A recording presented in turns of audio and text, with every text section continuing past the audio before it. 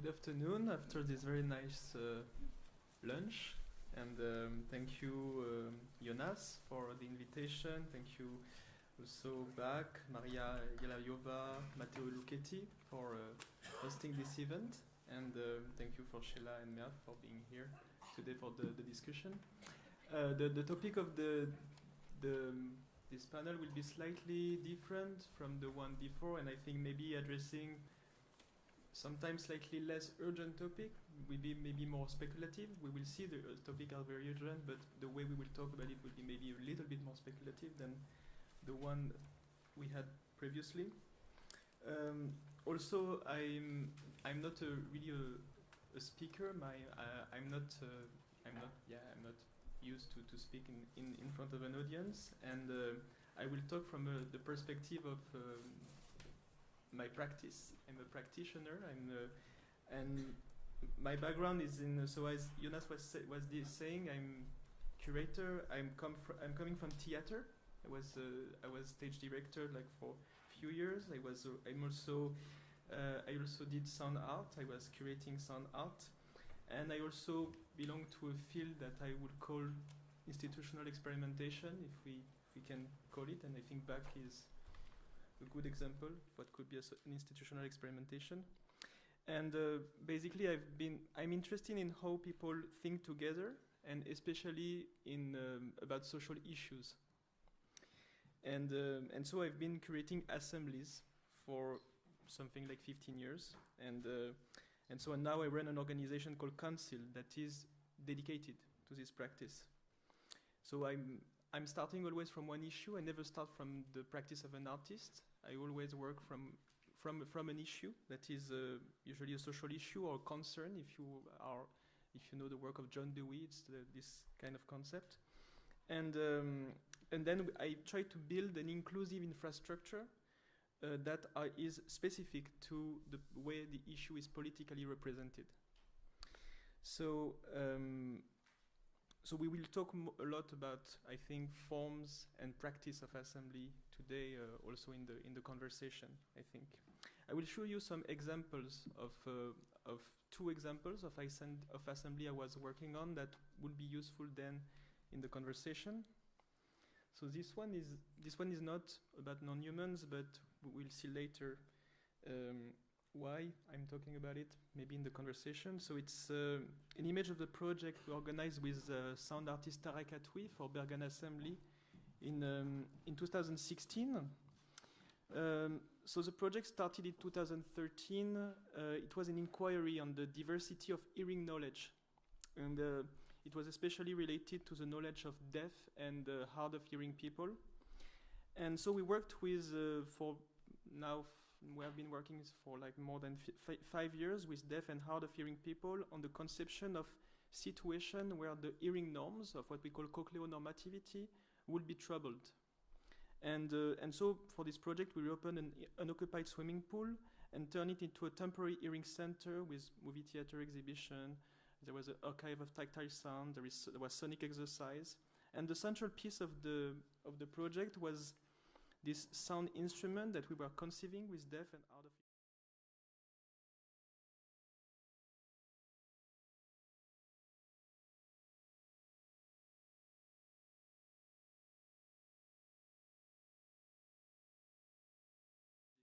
It was all about the moment of hearing together a piece, knowing that we have radically different perception.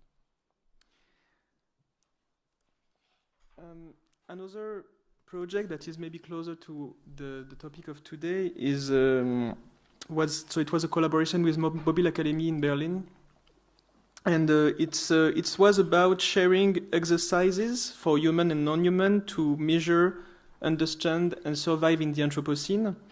And so we basically identified 75 experts working in France, coming from science, politics, activism, art, traditional practice, related to this issue. So the project is pretty famous. It's called the Black Market for Useful Knowledge and Non-Knowledge. And so the people from the audience could book a 30-minute conversation with the audience, with one of the experts. And so there was 6 rounds during the night. And in each table there is a microphone, so the people of the audience can switch from one conversation to the other.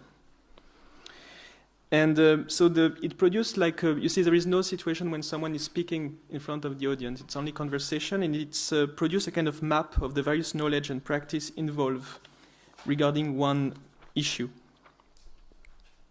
And it was gathered in the moment of the Paris Climate Change Conference. And so as you know, the image we have of climate change conference is more this. So situation where people gather in a closed space.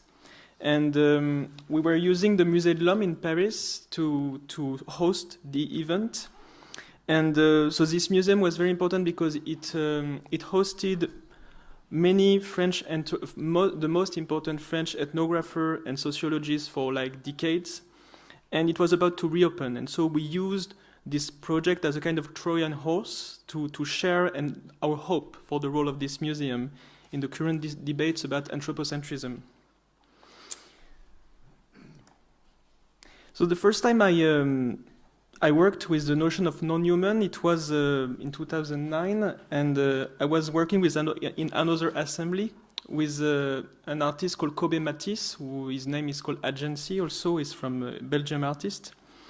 And this artist has been dedicated almost 2 decades, 20 years, to collect legal cases and organizing assemblies around legal cases, and they are basically called assemblies every time. So this collection is very specific because the legal case belong to authorship and copyright, but the important thing is, I quote the artist, they propose an hesitation between the legal categories of subject and object. And basically this is what I would like to talk today, because this is like maybe the starting point, and most of this concept of non-human emerge from this legal debate. So law is structured around a binary opposition between nature and culture. So subject, object, expression, ID, creation and facts, originality, banality, individual and collective, body and mind, human and non-human. So subject have the right to, I quote, own, use and abuse of object. So if you have a computer and you break your computer, no one will put you on court, even if it's your computer. So the fight against slavery, or the fights for animals' rights, are about moving these people from one category to another. So they don't belong to the category of object, they become subject. That's basically all this fight is about, this transition. So in the collection of Agency, you can imagine there are many cases, and when there is like this hesitation, this moment on transition between these two categories. I give you an example of a case.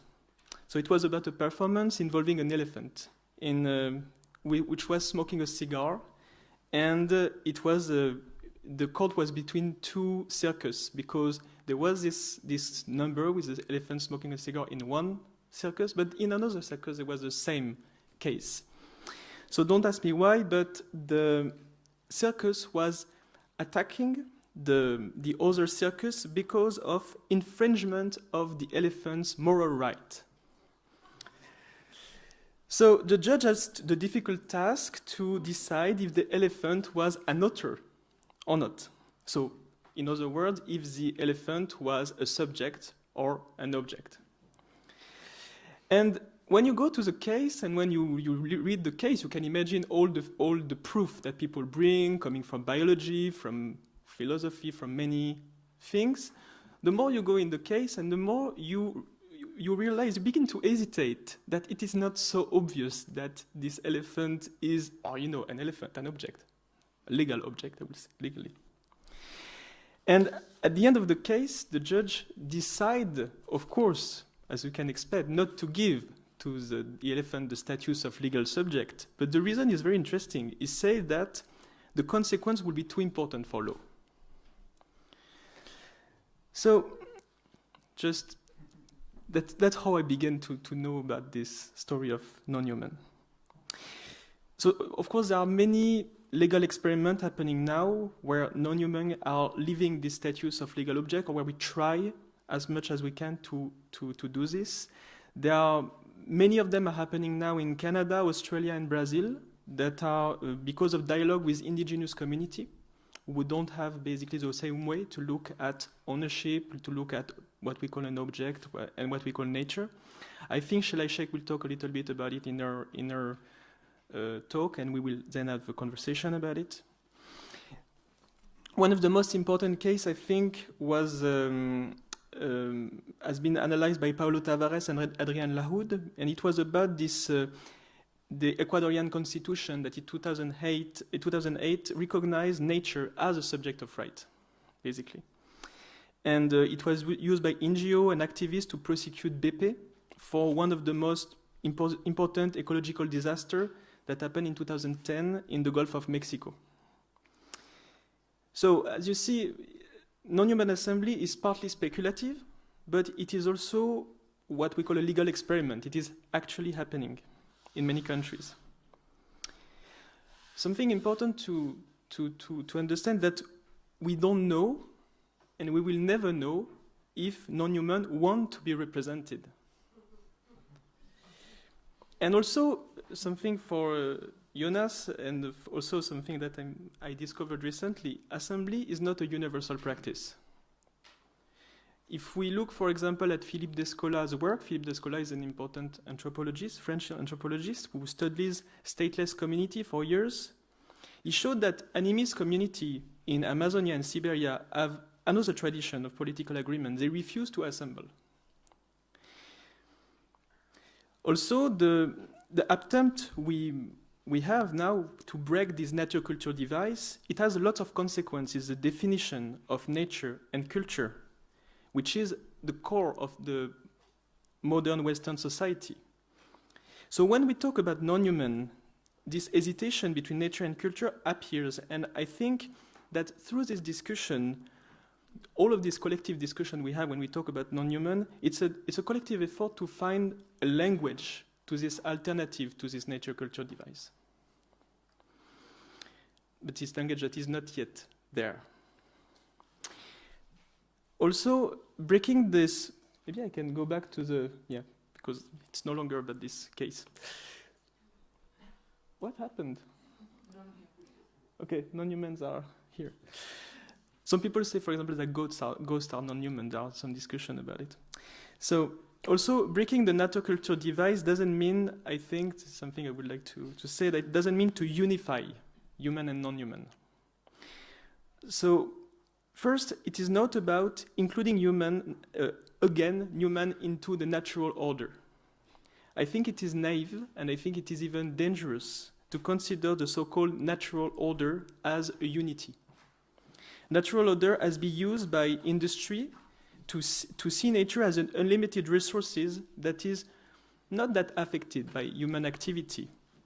Also, we use the legal term against the order of nature to prosecute LGBTQI people in more than 53 countries in the world, and sometimes for death penalty. Natural order, for me, is first an instrument of domination. So how to look at this? There is maybe an interesting entry point with the work. So it's an old work of someone called Jacob von Uexküll. He defined this concept called the Unweld. So basically, the Unweld is the limit of your world according to your perception, and it's a way to define what is the ecosystem of an animal. So, for example, a fish. It's very hard to imagine what the fish is looking. Well, what is the ecosystem of a fish? Does he see color, for example? Does he see you if he was there? This concept is very interesting because it can be applied to any political agent, and including human. We can consider that we all belong to ecosystem that is our own ecosystem, working with specific causes, specific forces, and basically that our ecosystems between human, non-human, but also between human, are in conflict. And that's the whole thing of von Uexküll, and that's the whole thing of in ecological politics.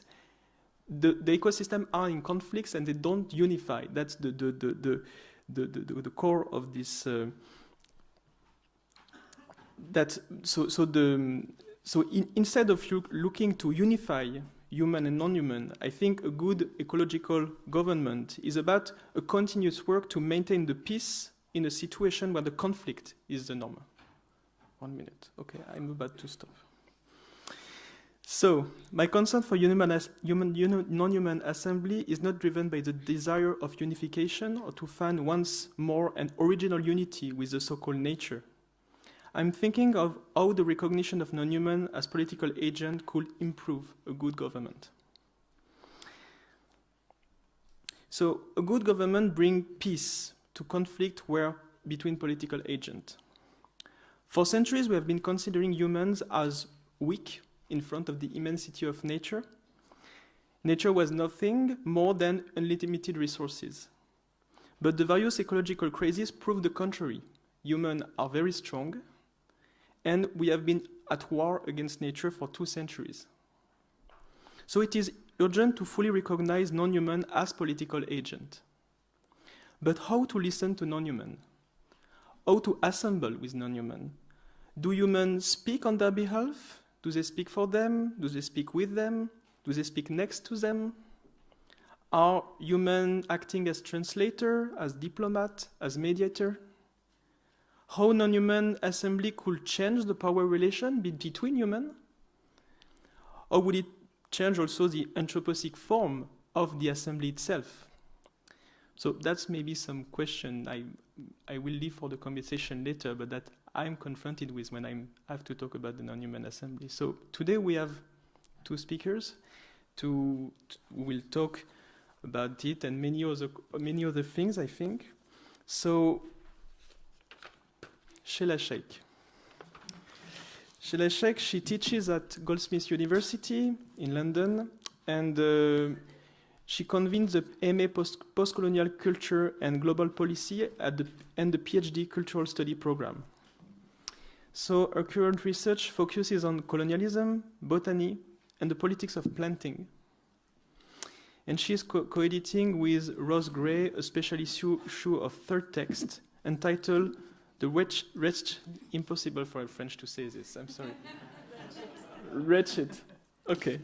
The Wretched Earth, Botanical Conflict and Artistic Interventions.